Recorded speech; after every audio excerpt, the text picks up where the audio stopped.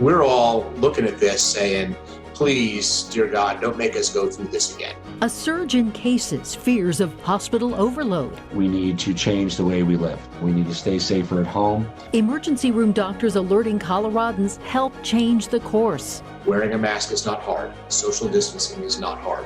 Denver County getting tough, and now DPS is making changes to their plan again. Plus, in the last few hours, gyms are spared. Their doors can remain open. This is very big for the fitness industry. But restaurants feel targeted. County and state leaders say the numbers leave us no choice. So in a sense, a lot of us kind of pretend it's not really happening. The dose of reality from psychologists? Coronavirus is real and still here, and denial could be the toughest to overcome.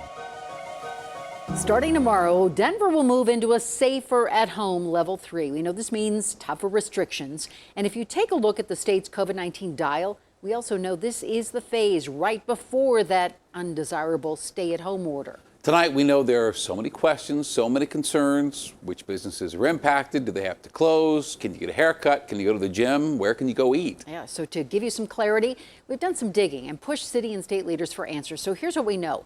Let's start with the restrictions in Denver. Under safer at home level 3, last call is now at 10 p.m. instead of 11 p.m. Restaurants must operate at 25% indoor capacity, down from the 50% capacity. Outdoor dining will still be allowed. Places of worship, non-essential manufacturing, offices, and retail are also being moved to a 25% capacity or 50 people, whichever is fewer. Outdoor events are capped at 75 people, down from 175. The change does not impact the variances approved for the Denver Botanic Gardens, Denver Zoo, Cherry Creek Mall, or a number of fans attending Broncos games. So, what about schools and gyms and hair salons? We know the state's guidance for counties under safer at home level 3 encourages remote or hybrid learning for students. In the last few hours, we have learned that DPS will move 3rd through 5th graders back to remote learning starting next week. This is just less than a week after most elementary students return to the classroom. DPS already pushed back the return of in-person learning for middle and high schoolers, and tonight announced they will stay remote learning through the end of the semester. That ends in December. And late today, the state updated its guidance for gyms, which are now allowed to operate at 25% capacity or 25 people, whichever is fewer.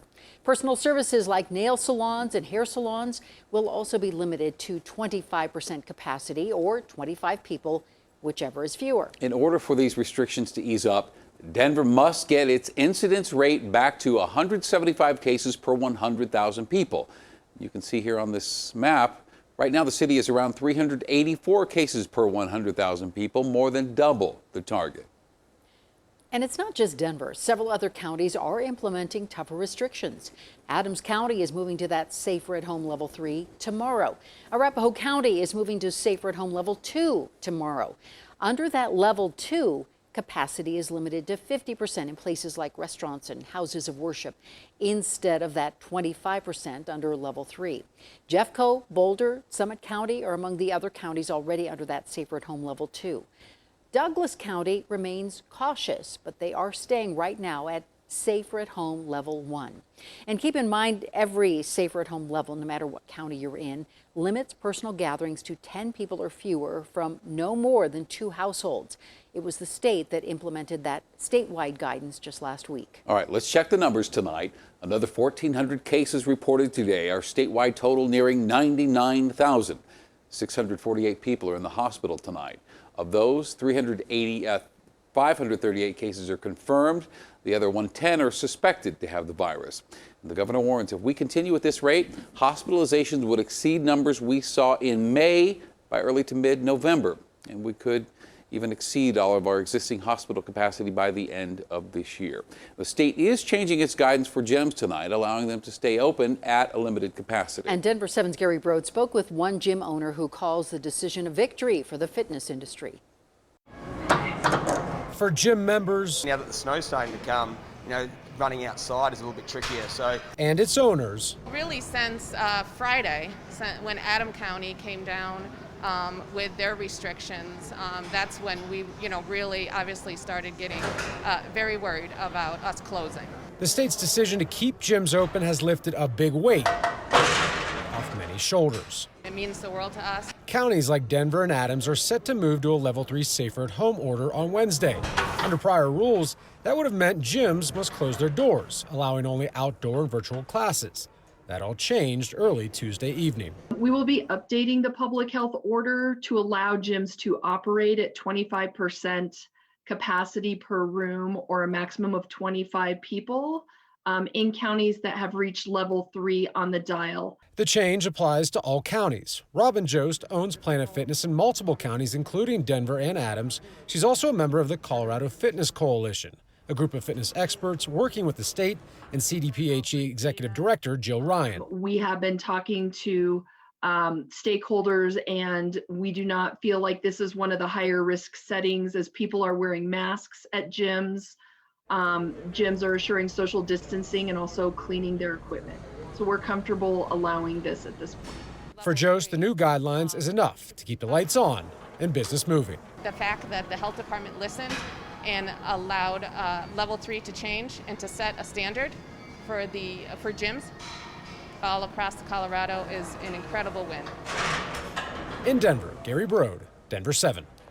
Now, restaurants in Denver feel they're being unfairly targeted. They say they've really done everything in their power to keep Coloradans safe and say they need 75% capacity during the colder months to survive. We mentioned capacity indoors will be limited to 25% capacity. And we checked, and according to the Colorado Department of Public Health and Environment, there are no current coronavirus outbreaks at a restaurant in Denver County. The last outbreak we saw was in August when a McDonald's and one sit-down restaurant had employees test positive. Every time we see more restrictions, we're going to see additional layoffs and or furloughs. And what we're asking the public to consider is how can you support your local restaurant? Whether it's takeout, whether it's curbside pickup, whether it's delivery. Today, Denver Mayor Michael Hancock acknowledged that restaurants are doing everything right, but he says this is the reality of where the city is right now because of its COVID numbers. Okay, so here we go again. The tougher restrictions are back, but healthcare workers never stop their fight against the virus. And tonight they're asking everyone, do your part. And a local psychologist admits there is COVID burnout, but denial shouldn't be the reason you stop following public health guidance. Here's Denver7's Ivan Rodriguez. In a sense, it feels like we're going back in time. I hate to see all these restaurants that are closing up, and I think it's especially hard hitting for kind of the mom and pop shops. Restaurants are limited to a 25% indoor capacity. Last call is at 10 p.m. and COVID-19 cases are on the rise. We're all looking at this saying, please, dear God, don't make us go through this again.